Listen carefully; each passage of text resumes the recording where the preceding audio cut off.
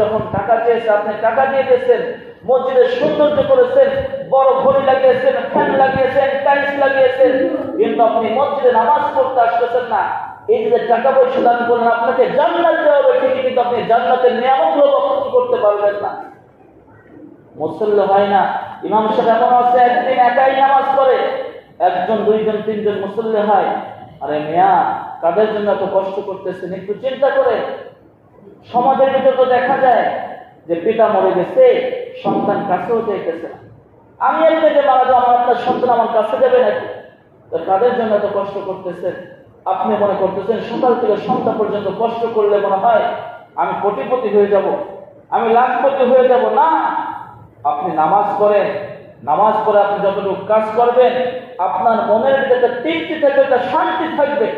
আর আপনি যে আল্লাহর হুকুম বাদ দিয়ে, নামাজ কালাম বাদ দিয়ে আপনি দুনিয়ার পিছনে এমন হয়ে গেছেন, আপনার কোটি টাকা থাকতে পারে কিন্তু আপনি ইমাম সাহেবের মতো শান্তি পান না, গ্যারান্টি সবাই বলতে পারে।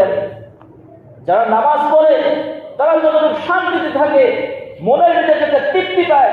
আপনার কোটি টাকা থাকতে পারে, আপনার সম্পত্তি থাকতে পারে, অনেক সম্পদে আপনি এই শান্তিটা পাবেন না। আপনি একসাথে নামাজ পড়ে দেখেন না, আপনি এক মাস নামাজ পড়ে দেখেন না আপনি কতটা শান্তিতে থাকেন। আপনি যখনই নামাজ পড়বেন আপনার বিবি আপনার কথা শুনবে, আপনি যখন নামাজ পড়বেন আপনার সন্তান আপনার কথা শুনবে। আর দেখেন প্রত্যেকটা ফ্যামিলিতে সন্তান পিতার কথা শোনে না, মেয়ে পিতার কথা শোনে। কারণ দেখি, আরে মেয়ে, আরে কাকা, আপনি তো আল্লাহর কথা শুনতেছেন না। দুনিয়ার সমস্ত কিছু বুঝে আসলো, হুজুর আমার ছেলে আমার কথা শোনে না, আমার বিবি আমার কথা শোনে না, আমার মেয়ে আমার কথা শোনে না, ভাই আমার কথা শোনে না। আরে মেয়ে, তুমি তো আল্লাহর কথা শুনতেছ না, কেন তোমার সন্তান তোমার কথা শুনবে? এটা সহজ কথা। তুমি আল্লাহর আনুগত্য করো। যে ব্যক্তি আল্লাহর হুকুম আহকাম পালন করে, রাসূলের সুন্নাতকে জীবন করে, এই দুনিয়াতে যত প্রকার প্রাণী সৃষ্টি করছে সমস্ত প্রাণী তার জন্য দোয়া করতে থাকে, রহমতের দোয়া করতে থাকে, মাগফিরাতের দোয়া করতে থাকে। আর যে ব্যক্তি আল্লাহর সন্তুষ্টি অর্জন করে, আল্লাহর মহব্বতের ব্যক্তি হয়ে যায়, মানুষও তাকে পছন্দ করে, মানুষও তাকে মহব্বত করে। আজ আপনাকে কয়জন মহব্বত করে? একজন পাঁচ ওয়াক্ত নামাজি ব্যক্তিকে তার পিছনে কেউ খারাপ কথা বলতে পারে না। আর একজন বক্তা বেনামাজি, সে মারা গেলেও বলে ওর জানাজায় যাব না, ও নামাজ পড়ে নাই।